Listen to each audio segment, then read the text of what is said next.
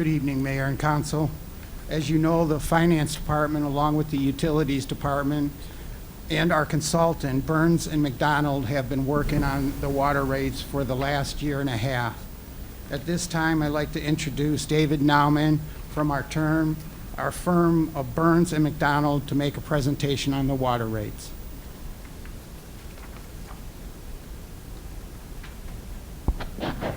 Good evening.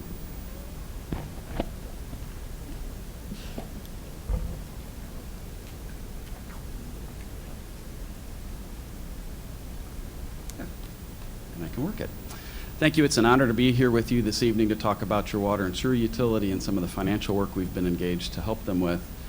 I'd like to start with a little bit of background information, context around your current utility rates and some of the things that are happening within the utility industry. We'll talk specifics about some of the plans that have been proposed for the water and sewer utility and what that impact would be to typical bills as a result of those plans. So the first thing I want to discuss is the fact that your water and sewer utility is an enterprise fund, which means it is self-sufficient. The services that are provided are paid for through direct fees and charges. There aren't any tax dollars available to subsidize the utility. Grant funding is really minimal in this space anymore.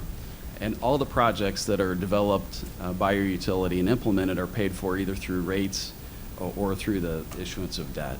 So it's entirely self-sustaining. It stands on its own. In one last point on context here, the utility also bills for the garbage monthly. That's not part of our assessment. So when we talk about a typical monthly residential bill, and you'll see one to the right here on the graph, we're really focused on the water and the sewer portion, which is about $54 a month for a typical Joliet resident. Jim mentioned that we've been working for about the last year and a half, and one of the drafts that we produced was almost a year ago around typical bills. So what this chart shows you is the monthly fee for a 700 cubic foot a month resident user, a typical user in Joliet, for various communities around you. And you can see that Joliet currently is at the $54 level. The regional average is about $67. So your current rates are about 19% less than the regional average that we find in the Chicago metro area. When we refresh this information for current prices, you'll see that the average has climbed to $70 a month.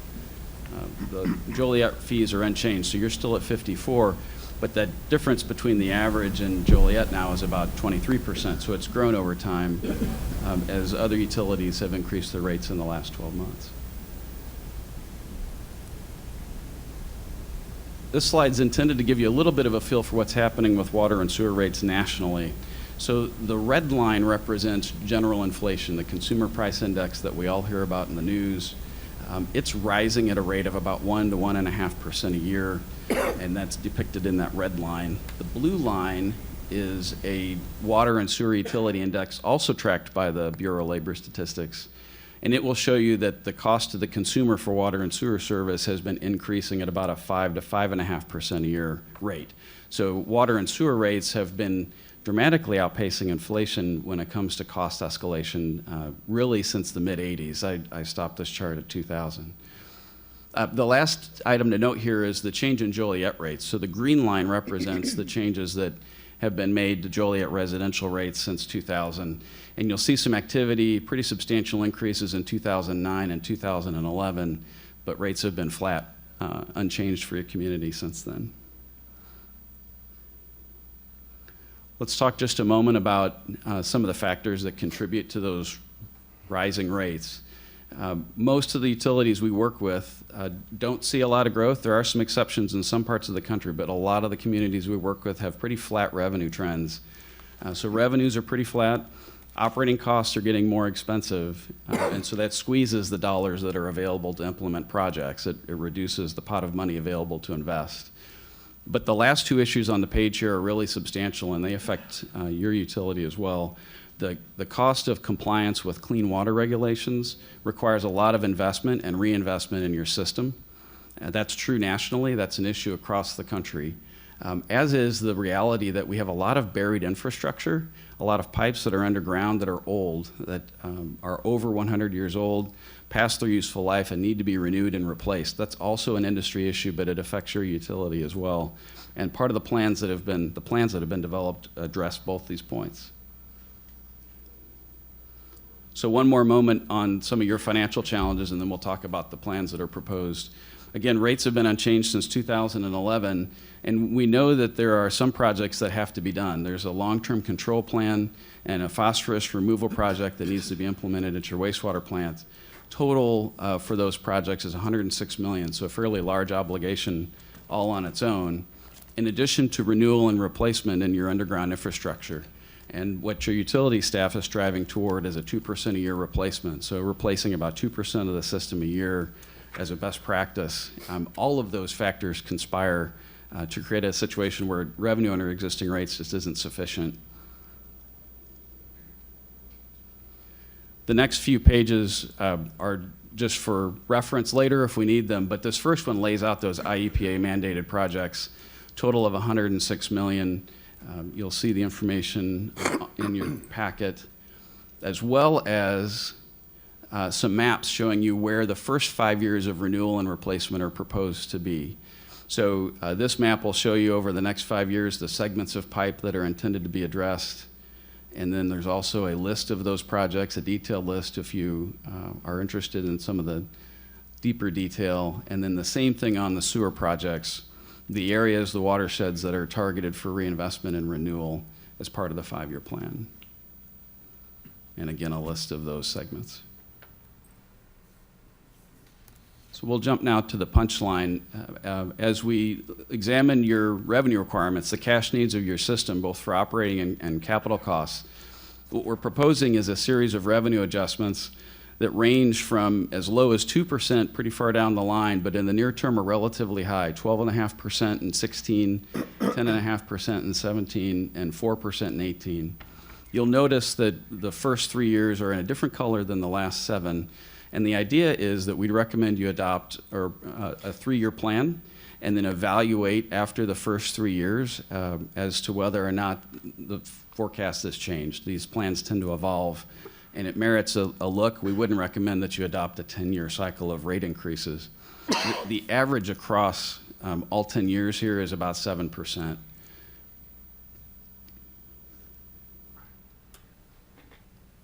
One of the things I want to make clear is that we're talking about changes in your user rates. So it'll be your daily fees, your volume fees, your sewer separation fees, the fees that users pay for use of the water and sewer system. It's not your tap fees, it's not the other miscellaneous fees, it's only those user charges. And every rate, user charge rate would go up at the same percentage. So in 2017, it'd be 12.5%. We focused on the residential rates here in this chart for simplicity's sake, but all of your classes would rise at the same rate. When we develop the plans, we look at 2 key financial performance measures to make sure that we're leaving you in a good, prudent financial position. And the first is reserves, so making sure that you've got enough money in the bank to meet ongoing operating costs and your annual debt service. The red line on this chart represents that target, that annual reserve target for the year. The blue bar shows you what's achieved under the proposed plan, and the green bar shows you the difference if rates are not adjusted. We expect reserves to be insufficient and nearly depleted by 2022. The other element that we look at, and this is particularly important because that's part of the funding equation for your project list, is debt service coverage. So this is after you've collected the revenue and paid your operating expense, what's left has to exceed your debt service payment by covenant. That's part of the terms of your debt issuance. And for your utility, it's 1.35, represented by that red line. And you'll see in the blue bars, again representing the proposed plan, that your utility meets that minimum debt service coverage each year in the next 10 years. And absent some sort of revenue adjustment, we expect you to see some pressure on debt service coverage pretty quickly.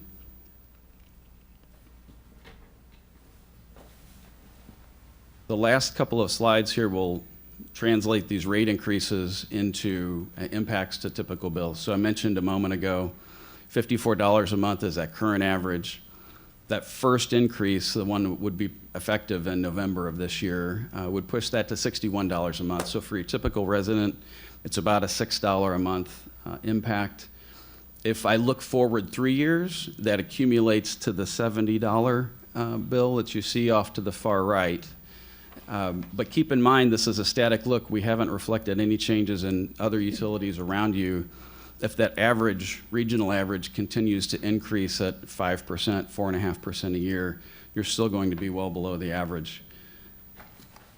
And we also looked at the same information for the senior residential as well. So the typical bill for your senior is a little less. They have lower use, and they get a discount on their rates. And so you'll see the November 16 proposed bill would be $41, about a $5 a month increase.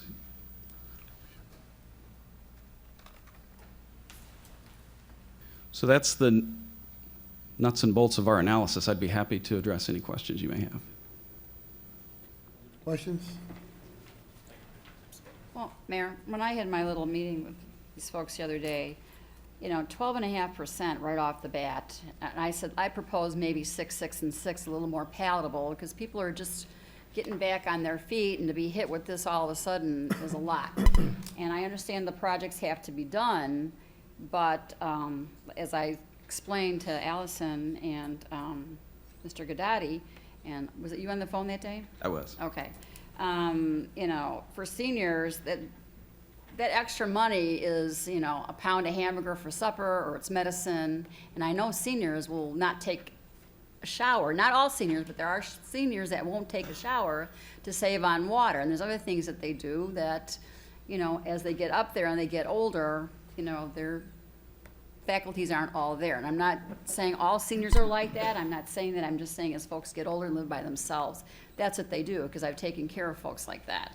And on the other hand, you've got people with, kids in school, and I understand that, this has been mandated and we need to do some of this, but to hit our taxpayers with 12.5% right off the bat, I just can't support 12.5% right away. We should have been doing it all along, 2%, 2%, 2%.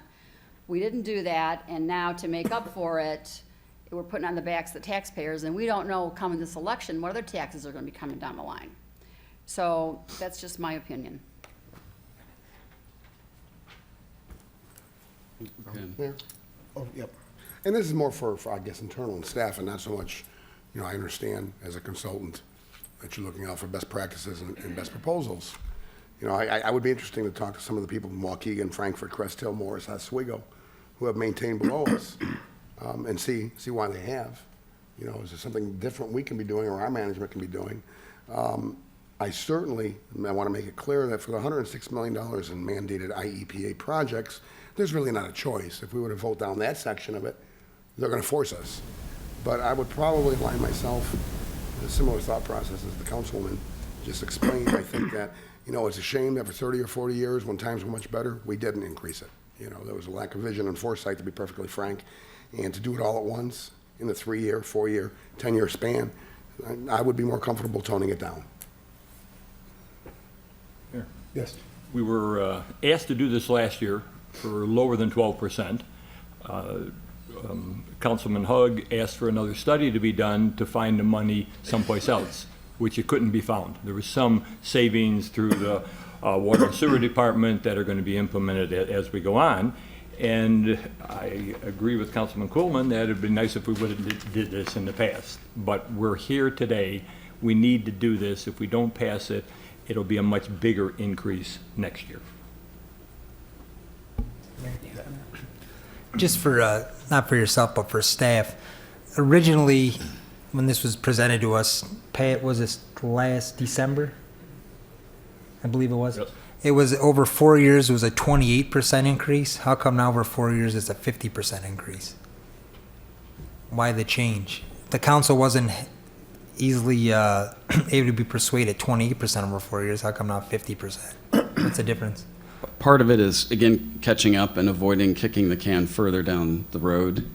And so we're trying to maintain or hit the same service level targets, the 2% a year. We're just doing it in a shorter time frame. And I know we've gotten some feedback around maybe toning it down a little. We've looked at a lot of different scenarios for the utility, and I brought another one with me today.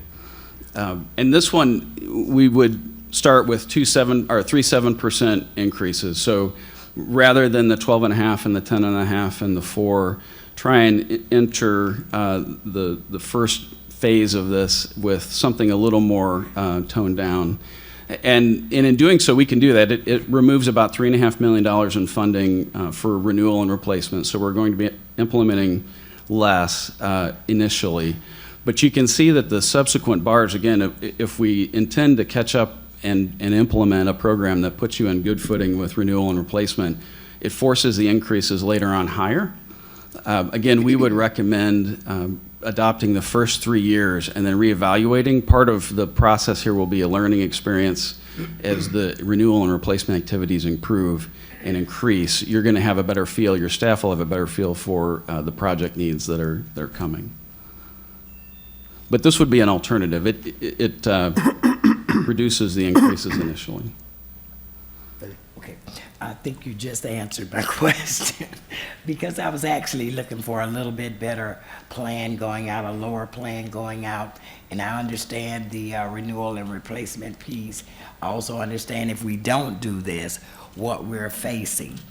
And so I tend to agree with Councilwoman to 12% at the beginning is a pretty big bite for us and for the residents as well. But implementing looking at this second screen that you just showed us, and certainly I know we would have to readjust some things that we're going to be doing, but I don't think we have to run as fast to catch up, with this piece, and going a little bit lower so the taxpayers won't, it won't hurt so much for our seniors and the rest of our residents. The impact to the senior bill we showed under the prior plan was about $5, and under the 7%, it would be about $3 initially, that first increase, yeah. So that gives you a sense as to the order of magnitude. Your Honor, Yes. the 777, would that put us in any jeopardy of any EPA mandates? It fully funds the IEPA projects. It would. Right, Okay. right. The $3.5 million that we've pulled back on is the renewal and replacement And could activity. you go back to that slide where it showed the average bill of, what, $54 a month? Right, this one here. I think what we have to point out on this is, not too many people see a $54 a month, because this, when they get their bill, they also have garbage on top of that of $30-some and some other taxes and everything, so it's more like maybe 80 or 90. So the first thing they say, well, my bill isn't 54, I'm not average, but this is just water and sewer only, correct? Correct. Okay, thank you. You're welcome.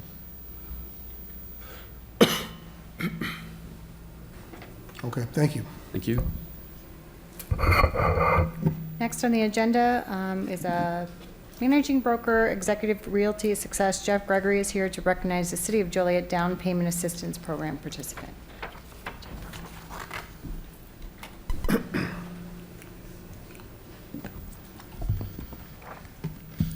Good evening, everyone. It's been a while since I've seen you. Wanted to say thank you so much for your continued support of down payment assistance for homeowners in Joliet. Tonight's recipient couldn't be here because her older daughter, who is 5, is in her first year of school, and tonight was an unexpected because she didn't have it on her calendar, school function. Rosanna Eubanks is the new homeowner at 1713 Avalon. Home was previously owned by over 40 years by the same family. Many of you know a lot of these homes have been in the Joliet area for years. Rosanna is a single mother. She has a 5-year-old girl, as I mentioned, and also a baby boy. Originally, she's from Joliet, and she also manages a local hotel. She's been there for several years. She wanted me to come here tonight on her behalf and express her thanks to the mayor and members of the council. For this home, she received nearly $24,000 in down payment assistance. And for all of you, an update on the real estate market in Joliet.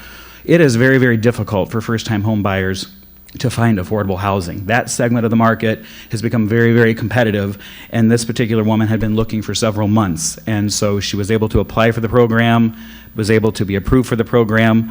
And major thanks to Alfredo and his staff in Neighborhood Services, Jeff Sturr for doing a great inspection, Vicki Martell, who probably is watching from her retired position. Now she's no longer with the city, she's retired, but this was the last homeowner that she helped. And Keith Jorstad, who has stepped into her position, came to the closing and familiarized himself with the process. So again, on behalf of Rosanna and all of the future participants in this program, I wanted to say thanks for your support. It means a lot, and I know that she would have liked to have been here tonight to express her thanks. So I'm sure that hopefully we can get her to a future meeting and she can say thanks personally to each of you.